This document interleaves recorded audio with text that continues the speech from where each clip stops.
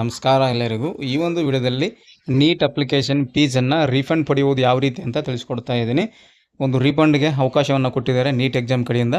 NEET exam ಒಂದು fake ಆಗಿದೆ, ಒಂದು ಕ್ವಶನ್ ಪೇಪರ್ ಲೀಕ್ ಆಗಿದೆ ಅನ್ನೋ ದೃಷ್ಟಿಯಿಂದ ಎಕ್ಸಾಮನ್ನು ಕ್ಯಾನ್ಸಲ್ ಮಾಡಿ ರಿಸಲ್ಟ್ ಕ್ಯಾನ್ಸಲ್ ಮಾಡಿದ್ದಾರೆ. ಹಾಗಾಗಿ ನೆಕ್ಸ್ಟ್ ಮೊಬೈಲ್ ದಿನದಲ್ಲಿ ನೀಟ್ ಎಕ್ಸಾಮ್ಗೆ ಕನ್ಫರ್ಮ್ ಆಗುತ್ತೆ ಮತ್ತು ತಿಳಿಸ್ಕೊಡ್ತೀನಿ ನಿಮಗೆ ಯಾವ ರೀತಿ ಅರ್ಜಿ ಸಲ್ಲಿಸೋದು ಅಂತ. ಬನ್ನಿ ಸ್ನೇಹಿತರೆ, ಈ ಒಂದು ರೀಫಂಡ್ ಪ್ರೊಸೆಸನ್ನು ಯಾವ ರೀತಿ ಆನ್ಲೈನ್ ಮುಖಾಂತರ ಮಾಡೋ ಅಂತ ತಿಳಿಸ್ಕೊಡ್ತೀನಿ. ಮೊದಲಿಗೆ ಈ ಒಂದು ಗೂಗಲ್ ಸರ್ಚನ್ನು ಓಪನ್ ಮಾಡ್ಕೊಳ್ಳಿ.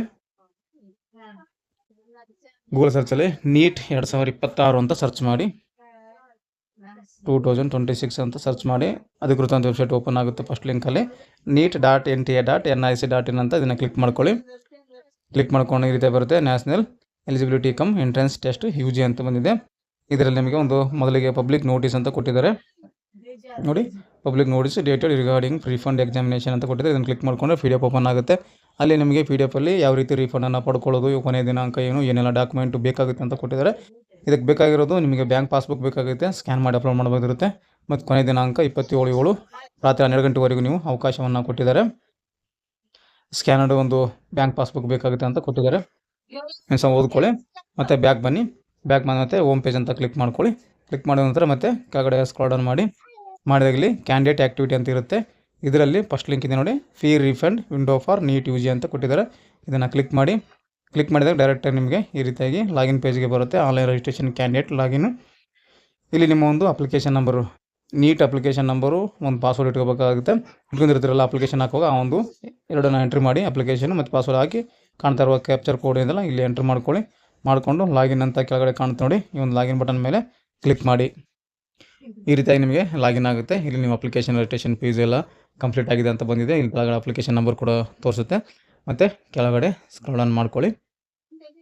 ಕೆಳಗಡೆ ಸ್ಕ್ರಾಲ್ ಡೌನ್ ಮಾಡ್ಕೊಂಡಾಗ ನಿಮಗೆ ಈ ರೀತಿಯಾಗಿ ಒಂದು ಆಪ್ಷನ್ ಇದೆ, register bank details for refund ಅಂತ ಕೊಟ್ಟಿದ್ದಾರೆ.